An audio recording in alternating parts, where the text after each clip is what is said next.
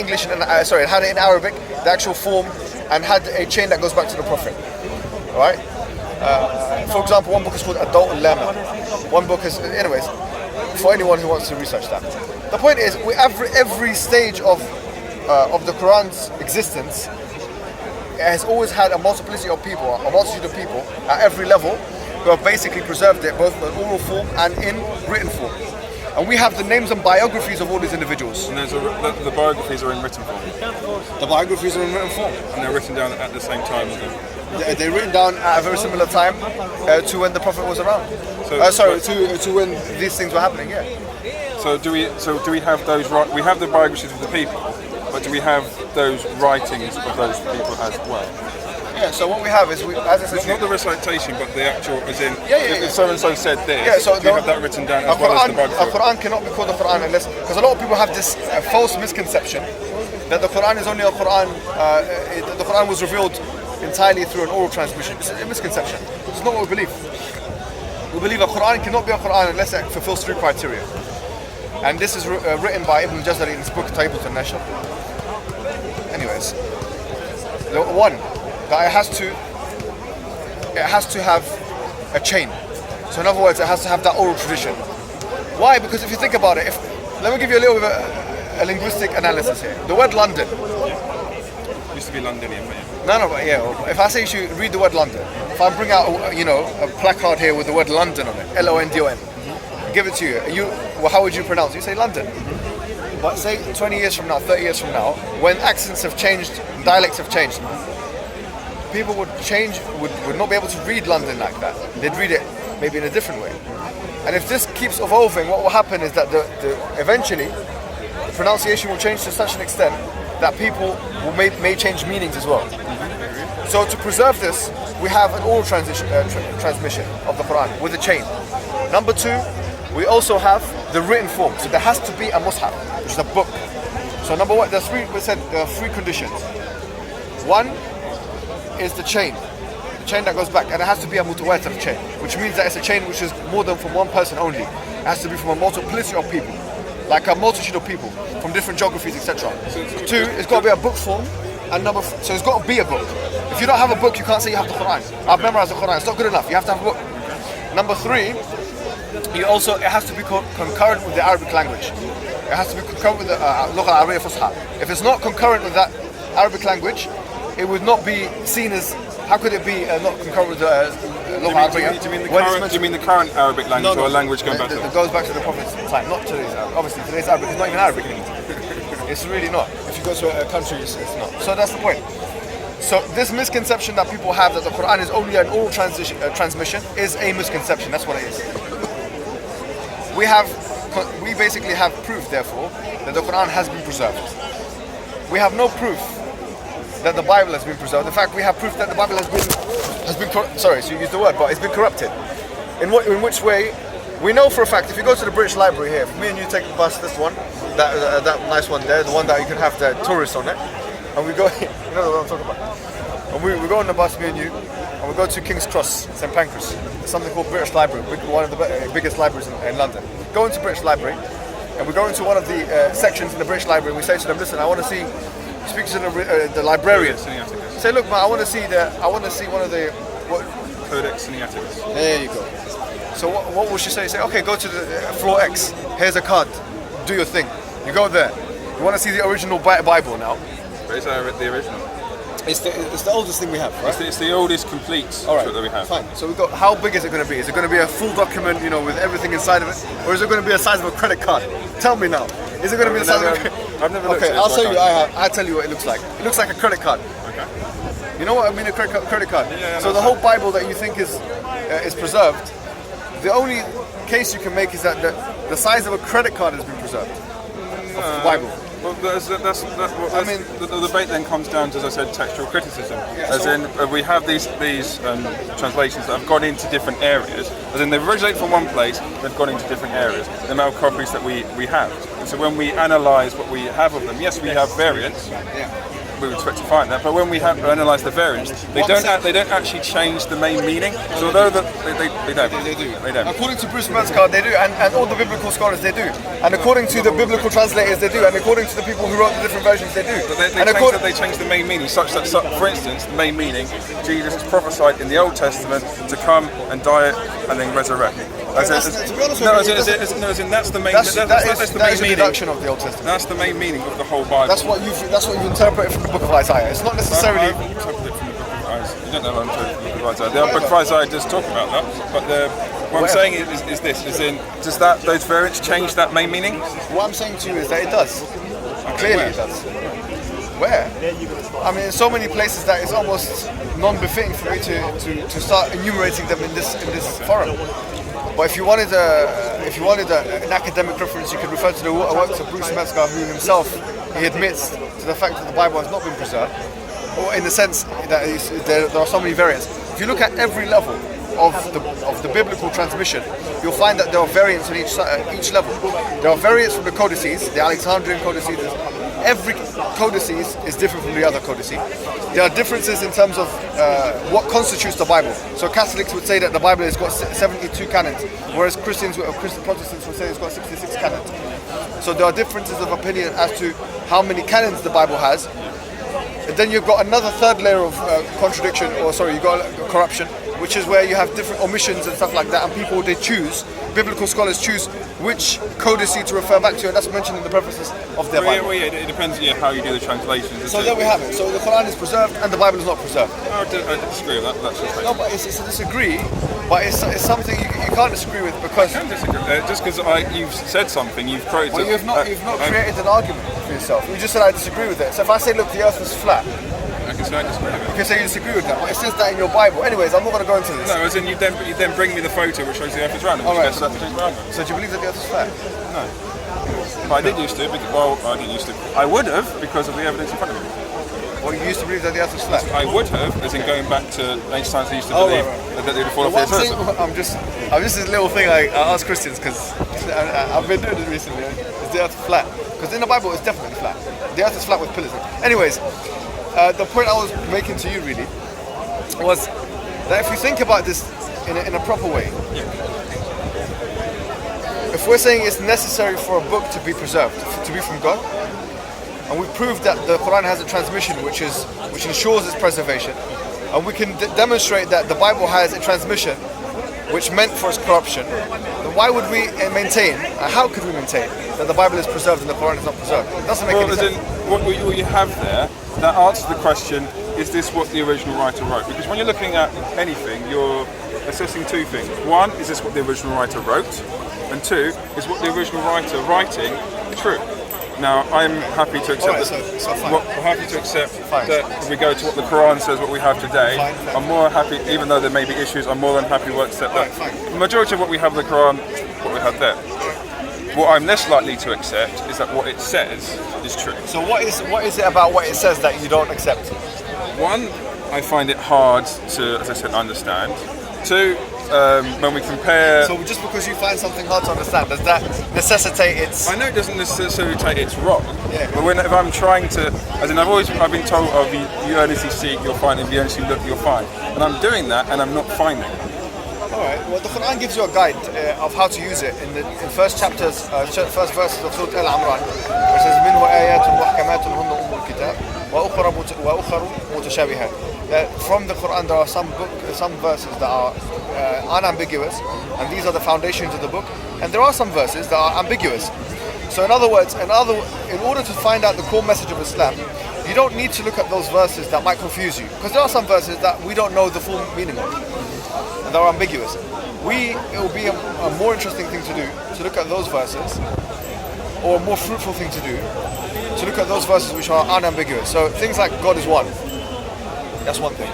That's something that the Quran mentions and which is clear. I mean, that's more coherent. Wouldn't you agree?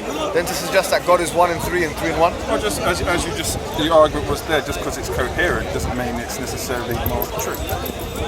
As the argument you're pointing to me just now, if I can't understand it, doesn't necessarily mean it's false. Okay. So let me address that. So what I would be saying here, instead of saying just because you can't understand it, it's not true, I'm going to go further and say that the Trinity is not only a concept that you can't understand, but I can understand the Trinity. I understand the Trinity. I understand the Trinity, you know that. I mean, a lot of people say that they don't understand the Trinity. I understand the Trinity. The Trinity is, God is, the Father is God, the Holy Spirit is God, and Jesus is God. And all three are one and one and three. That's the Trinity. I understand this, I understand it totally. But what I'll say to you is, having understood it, I understand also that it's incoherent, that it's illogical, that it's contradictory. Now you might think, that's my position, and I'm entitled to that position. But since I've made that claim, you have to now come and tell me how it's not contradictory. Actually, you have to come and you've made that claim it's not coherent. Therefore, if you've made the claim, you have to prove to me it's not coherent. Right, so let me tell you. Just using, if you want to use logic, you can use logic. If you want to use mathematics, you can use mathematics. But what I'll tell you is this. Even if you want to use history, you can use history. And you can expose the division within the Christian community in early Christendom. What I'm saying to you is clear, that to believe that Jesus is God, and that the Father is God, and the Holy Spirit is God, and then to believe all three are one and one and three, that this would not necessitate a contradiction in terms. This would mean, it's tantamount to believing that 1 + 1 + 1 = 1. It's as simple as that. We don't need to write books about it or go into philosophical inquiry about it. It's just wrong. It's just wrong from a mathematical perspective. It's wrong. So 1 + 1 always equals 2. Well, yeah, that's right. Really? Tell me. No. As in, do you understand what binary is? Tell me what binary is. Binary, as in we always assume 1 + 1 = 2, yes? Okay. Or 2 + 2 = 4, yes? Okay. We assume that. One, can you prove 1 + 1 = 2? Do the mathematical formula for it, because there is actually a proof in it. Second, binary is what computers use, counts in ones and zeros. So when you have 1 + 1, yeah, the zeros and the ones. Yes. Okay, so what's that got to do with 1 + 1 = 2? Does that disprove the fact that 1 + 1 = 2?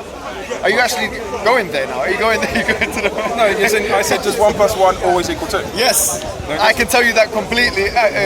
So in binary, what does 1 + 1 equal? 1 + 1 is not a formula in binary. A binary is the idea of zeros and ones coming together to make pictures. Yeah. All right. That's got nothing to do with mathematics.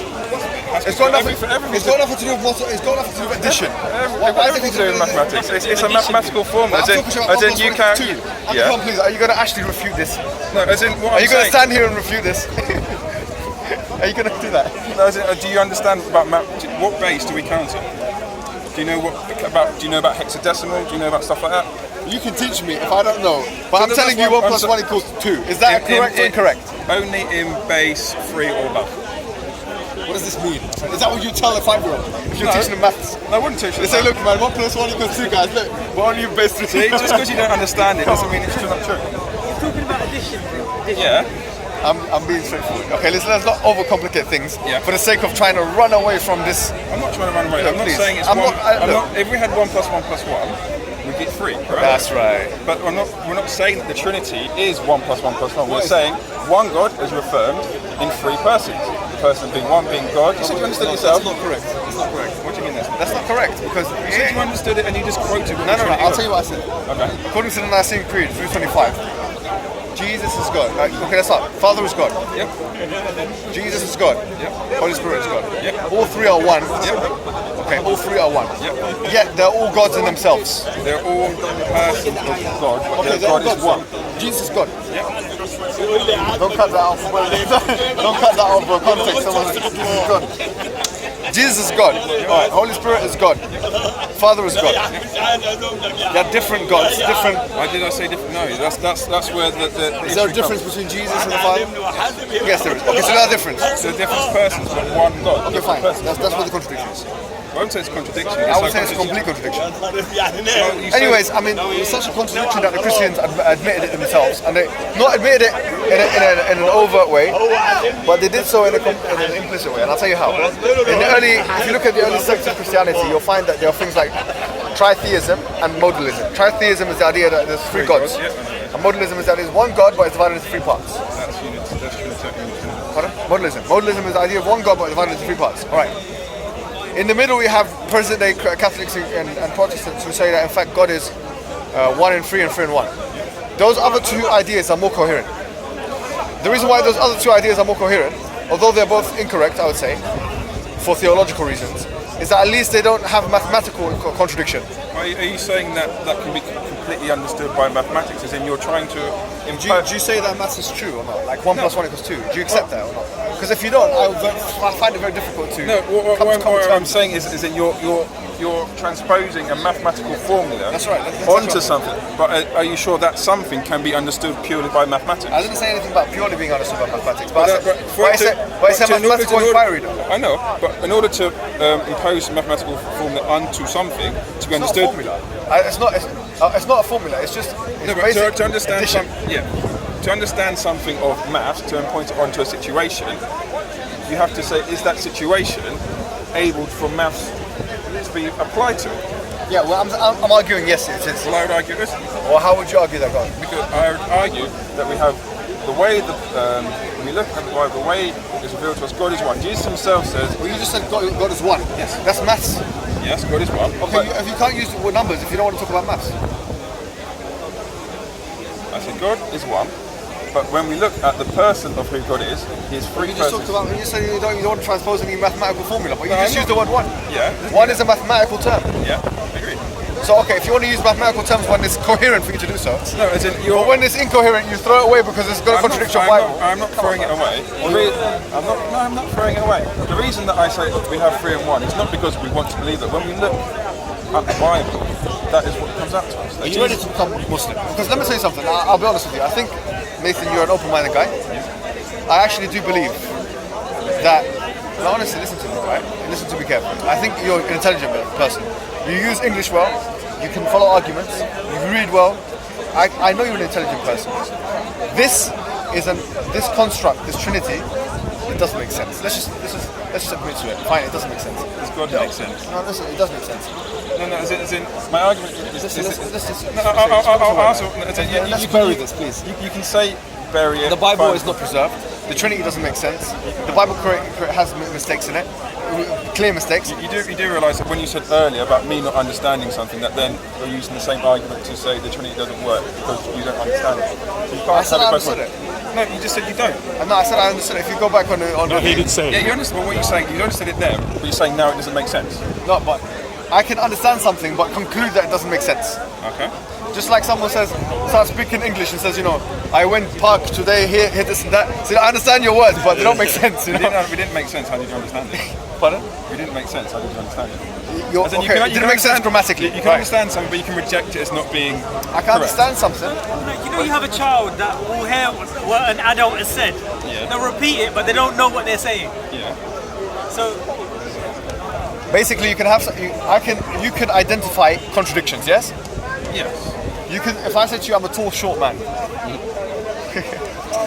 So I'm not. So if I stood here and said to you, listen, my friend Nathan. Don't you mean you're a short, tall man? Listen, Nathan, I'm not here. Where are you? you understand it. Do you understand what I'm saying, man? I'm not here, Nathan. Okay. If I say to you, Nathan, listen, I want to tell you something. I'm a compulsive liar. This is a paradox, right? Yeah, Would you understand? If I'm a liar, then am I telling the truth or not? In other words, look. What I'm saying is understandable.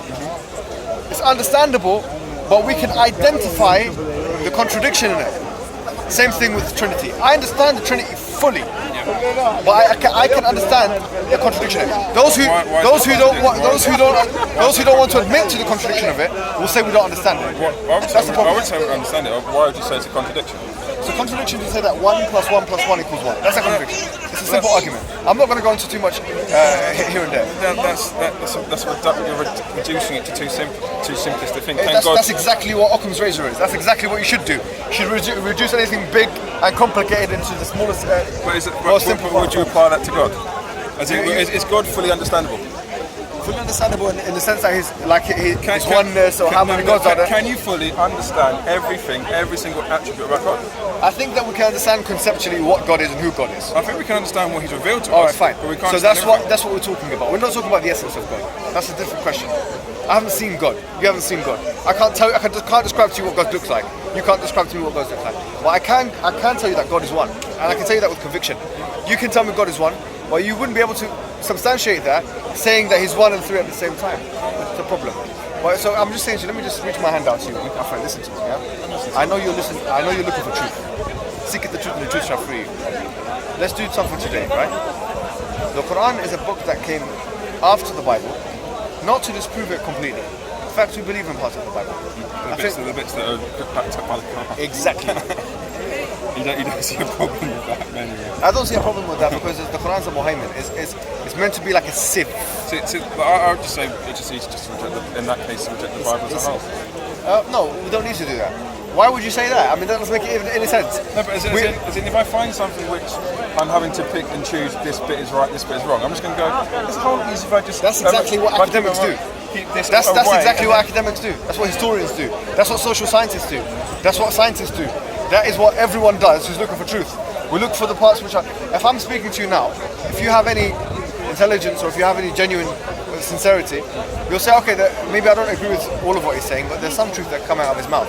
Because at the end of the day, truth doesn't have to be taken wholesale. I don't believe that the Bible is fully true. I believe it's partially true. I think that's a coherent position to take. So the parts of the Bible which don't contradict with logic, don't say that the earth is flat and has pillars, don't say that, you know, God is a three in one, or allude to it. It actually doesn't say that anywhere in the Bible, frankly. All of these things, I accept those parts which don't contradict the Quran. But those parts which, as you just mentioned, that are wrong, we have to put them to the side now. Now, what happens if you put the Bible into a sieve and it sieves out all of those imperfections, right? The impurities, No, I'm just imagining this in my mind. incorrect things, notions like Lot had sex with his daughter, things that are weird. Gets rid of them, you have the Quran there. So I say to you, listen, let's follow the Quran. Let's follow the final messenger that Jesus himself talked about in the book. Let's talk about. Do you want to go there? I do want to go. I I go there. know it doesn't have to be a discussion, but let's talk about. I personally believe, if you look at the book of Isaiah, which is the Old Testament, in chapter number 29, verse number 12, when it says that in the future there'll be a man that will be asked of him to read, and he'll say, "I'm not of the learned." And there's also another man there who is not able. There's two men that it talks about. What I'm saying to you is that this particular verse is definitely talking about someone in the future is going to come. It's going to be said to him, read, and he's going to say, "I'm not of the learned." I'm saying that person that it's referring to, the only person it could be referring to, Prophet Mohammed. Who else came in history after the revelation of this book? And that question was asked to any human being, and they said, "I'm not of the learned." This exact phraseology was used. It said to the Prophet, it was said to him, "Yaqra." So he said, "I'm not of the learned." Exactly the same phraseology. And if you look at Isaiah chapter number 43, the whole verse, the whole chapter, just read what it says there, and you will see that it's a description. It's a straightforward thing. So frankly here, I think there are indications in your own Bible, even though we don't accept the Bible fully, wholeheartedly, that actually there's a man that's going to come in the future, his name is Mohammed, etc., and that he's going to be the final prophet. So I say to you here and now, listen, Nathan, we've had this conversation. Let's just be genuine. Let's be sincere. Why not continue your relationship with Jesus Christ in the way that He wanted you to continue? Not saying that He's God or the Son of God. He's a prophet. He's one of the most amazing human beings that came. We believe this. That came on this earth. He is the Messiah. He is the Word of Allah. He is. What does the Messiah mean, by the way? Messiah means the anointed one. Back in the days, they used to put oil on the head of the special people. That's what it means. So it doesn't really mean. It means that he's special, that he's unique, that he's been given a title that other people haven't been given. Right? So we believe that all of these things are by him. That he came from the Virgin Mary.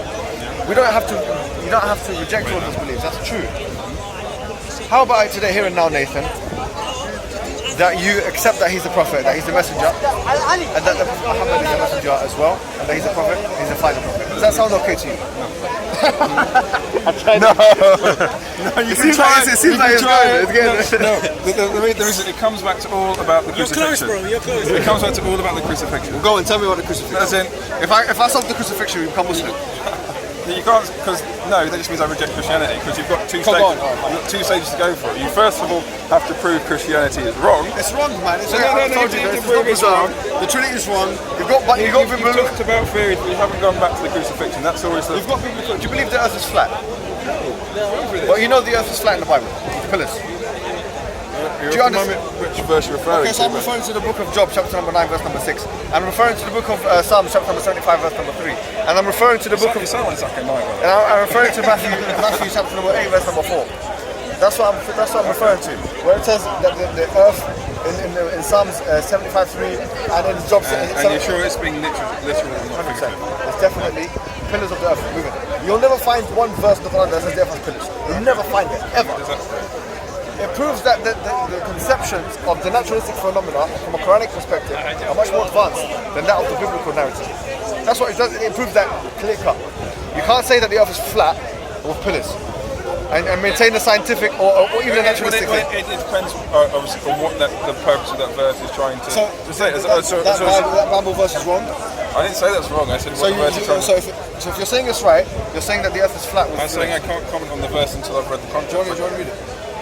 Which one was it? If you reject the verse, we believe... You see, the problem you have is with me... Job chapter 9, verse 6. As in, what I'm saying is this, you have two things. One, you first have to prove Christianity is wrong. I just told you. And then you have to prove that Islam is correct. Okay. If you believe the earth is round, that's enough evidence. Because the Quran says, does believing the world is flat or round? No, that's it. That's enough. Do you believe that the earth is round or flat? If you let me finish, it does that affect? Because you said that you don't believe a 1 + 1 = 2 before. Now I don't want you to go back to say that you don't believe the earth is round. I said that not in all cases. Alright, but what I'm saying to you now... 9 verse what? 6. What I'm saying to you here now is that you believe that the earth is flat or is it round? Read it out. The words of Abu Lahab, he was alive when Allah said in the Quran that he's going to perish. Yeah. He could have changed it. Yeah, there's lots of things. It's an interesting point. Yeah, exactly. He could have changed that. He's one of the haters of Islam. He could have changed it. We'll bring that point. It's a good point. Yeah, we'll bring that point to him. But let's just see what he's going to say. Look at this man. He's got a nice hand looking.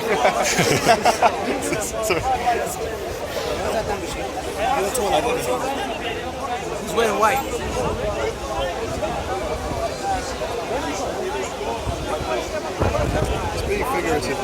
It's figurative, yeah? Okay. Because it says he moves mountains without their knowing it, and he overturns them in his anger. He shakes the earth from its place and makes its pillars tremble. He speaks to the sun, and it does not shine. He seals off the light of the stars. 75 verse 3. He alone stretches out the heavens. I'm happy that does the sun have ears? Okay, but I'm asking you a question. It says here, it shakes the earth out as pillars. If you listen to look at the whole... Go to 75, Psalm 75. What I'm saying is, if you say it's figurative in one place, that's fine, you could get away with that. But if it's repeated more than once, that in the Bible keeps telling us that the earth has got pillars, then we have to start believing in the Bible now, man. As in, it depends on each case. Go to Psalm 75. We'll go to that in a minute. But as in, again, it comes back to the crucifixion. As in, that for me is but the main thing. If the earth is flat in the Bible, that's it. It's finished, close doors. Because if the earth is flat in the Bible, you believe it's round, therefore the Bible's wrong. No, it means actually that writing is wrong. Okay, fine. Okay, so that part of the Bible is wrong. No, as in, the only thing you can say is that writer is wrong. Because that writer is wrong. So the writer was meant to be inspired by God, but it's wrong. As in, you say that is, but as in, I would say it isn't, but as in... The crucifixion. The crucifixion, you said before that it was corroborated by evidences outside. As in, we have people outside about this. So what I'm saying to you is that, to be honest with you, if you look at it from an entirely academic perspective, put religion aside for now. I believe in Jesus, you believe in Jesus. If you look at it from an entirely academic, historical perspective, there's no evidence of that there is a difference of opinion whether Jesus existed or not among the academics. I believe he existed, you believe he existed. If we rely on history as a branch of social sciences, then there's a difference of opinion on what you would call the historicity of Jesus Christ. Therefore, if there's a difference of opinion upon his existence, you can't tell me that there's historical evidence that he was crucified. That doesn't add up. Because if the scholars are differing over when did he really exist or not, then if you're saying to me that he was definitely crucified, then you have to then go. Then that would take the first premise for granted. We haven't even crossed that first hurdle yet. So we haven't created a community, a historical consensus that Jesus Christ has existed. there's atheists and agnostics that don't believe in that. Well, then that's what you're citing. You're citing people whose agenda is to prove. No, it's not the agenda. These are academics. No, but as in, every academic comes with an agenda. Fine. Okay, fine. But what I'm saying to you is that if you're going to use history, Yeah. you're going to find it very difficult to do so when you have people in the historical community or in the community of social sciences that are saying that Jesus Christ did not even exist. So the point is to say that there's historical evidence that he was crucified is therefore going it too far, and no one would accept that, because you would have to accept first of all that there's historical evidence that he's existed that is so obvious that all of the scholars would completely be mesmerized by it. Pardon? Did the Holocaust happen? I personally believe the Holocaust happened. Does anyone here disagree that the Holocaust happened? Do you know there are people today who disagree, who say who are called Holocaust deniers? Okay. Who say it never happened. So my point is this: you're saying, well, everyone has to agree to it because it has to be. No, so we're obvious. talking about the academic world here. That's a Yeah, different and thing. I'm not talking about laymen. You tell me an every- academic that has said that the Holocaust did not happen, and he's used historical evidence to suggest that. I haven't got that name. With me. Okay, fine, but then look, I'm talking about respected academics. And I'm saying academics disagree with each other. That doesn't mean that they're What, the Holocaust existed. This happened like in the 40s. what I'm saying is you're saying that there's disagreement with. There's pictures, you know. I'm agreeing with the Holocaust happened. Right. But I'm saying that there are people who say the Holocaust didn't happen.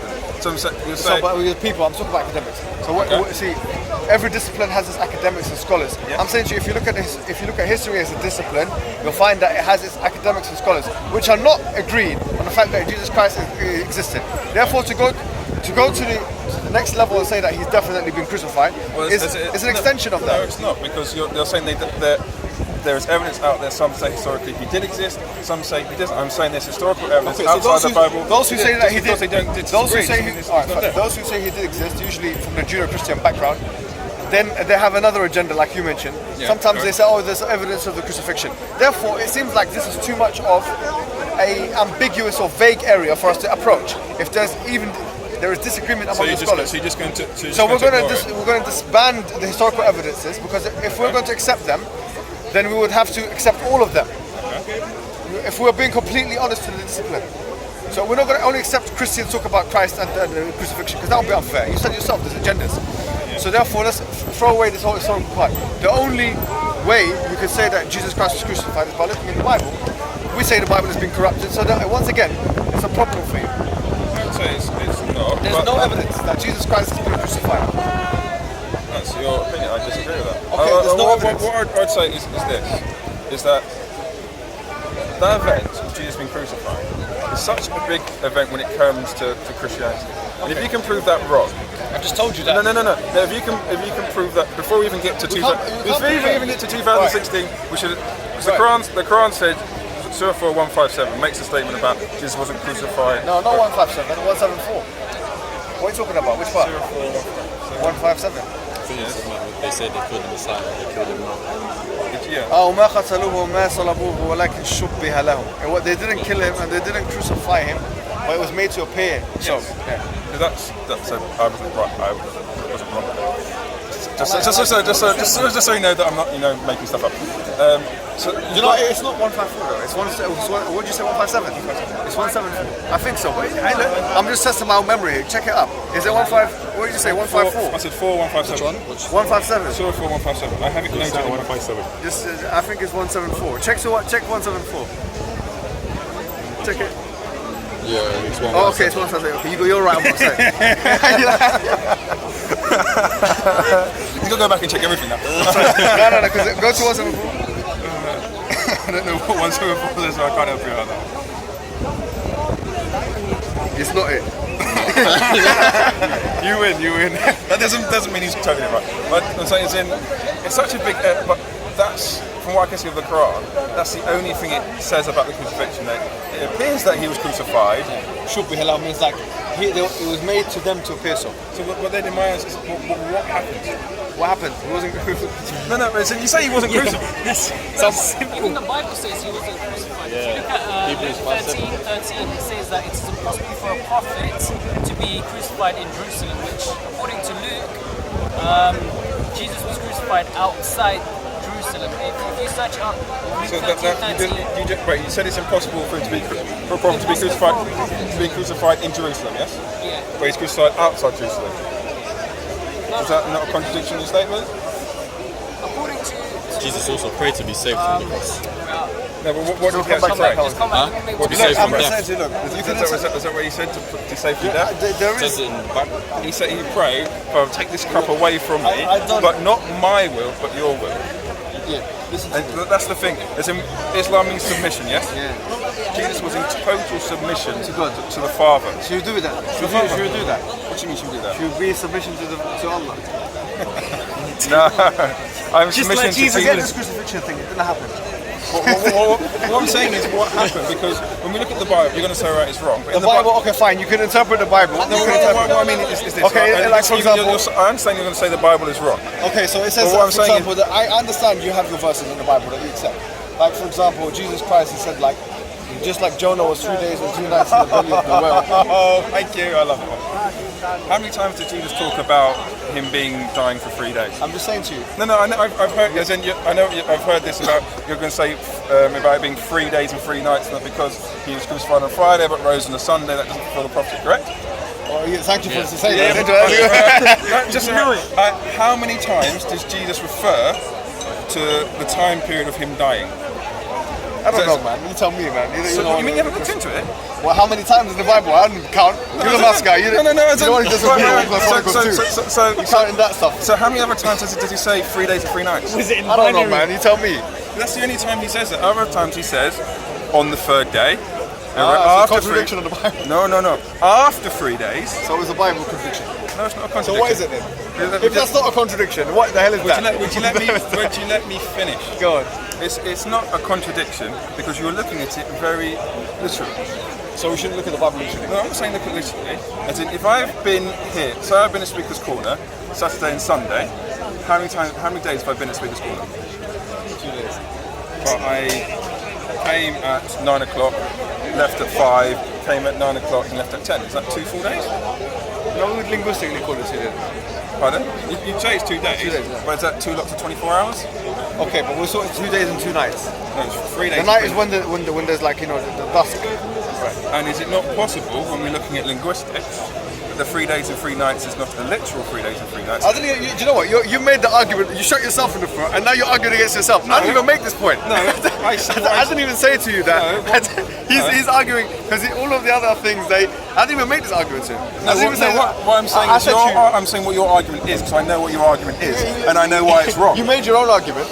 And then decided, because you realised all of the other things are too difficult to talk about. The Trinity, the preservation of the Bible. So you made your own argument up. No. And then decided to debate yourself. Can you rewind that and say when you brought up the sign of After you Jonah? finish, yeah. Can you bring up where you brought up the sign of Jonah, which is about 3 but days I didn't say that. Look, I didn't say anything about it. He said 3 days and 3 nights. You said that.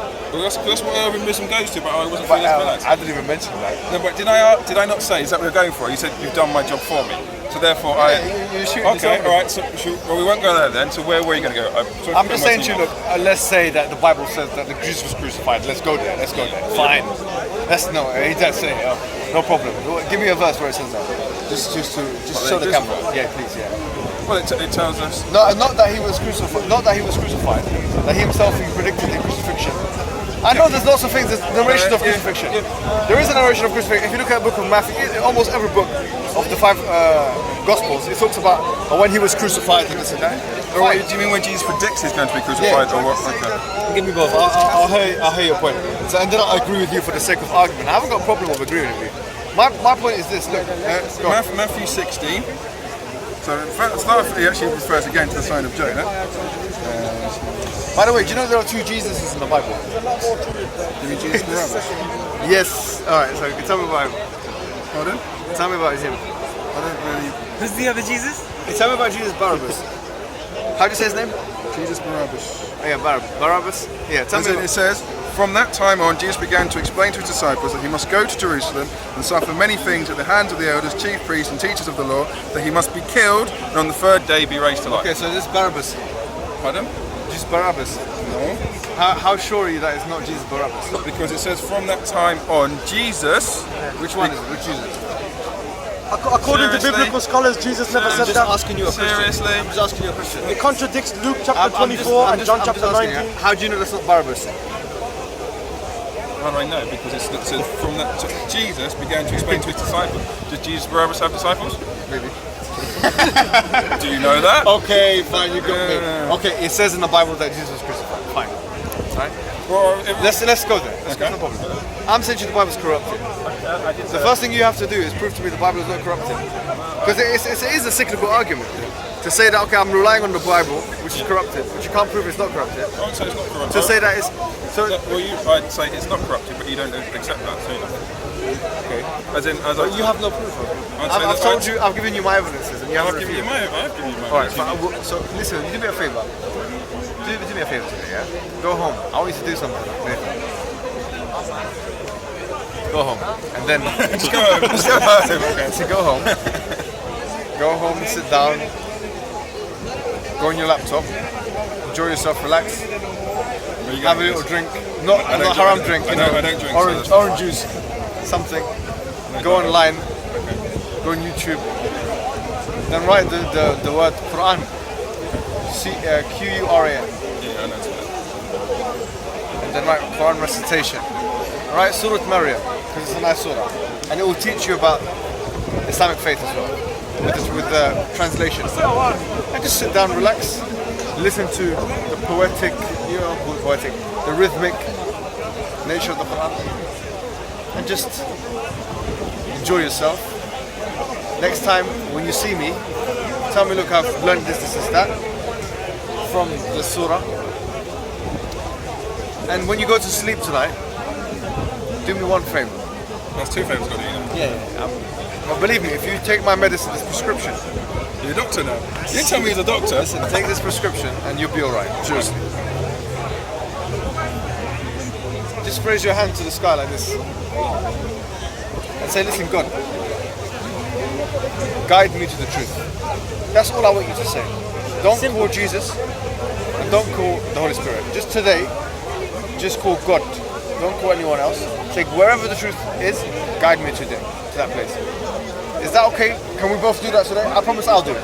As long as when you say God, it's Heavenly Father acceptable. Just say God. Just say God. Say Heavenly Father. Just say God for now. That's how Jesus Just okay, fine. If you must, but I'm saying it would be better to say God, because God is. Because you know the idea of Father has already it's got connotations. You're giving him attributes which are superimposed from the Bible. In order to be completely free from this bias, it's better for you to say God. Alright, so just say God. God guide me. Yeah. God will know that. Yeah. Do that today, and next week we're going to talk to each other, and hopefully we're going to come again. Mohammed. Hopefully that's what's 3 Mohammeds ago. hopefully you're going to come in. Not the actual Mohammed. And when you want, or hopefully you come in, we'll do the Shahada, and then we go to the mosque, and we can pray together. Well, I wouldn't be against going to the mosque, but not as a Muslim. That makes sense. Let's hopefully, man. I'll take you to the mosque. I like you, man. Nice guy. Good discussion. Sorry if I offended you in any way. I don't get offended if someone's willing to actually discuss. I get not offended but annoyed when someone just. He believes in something interesting about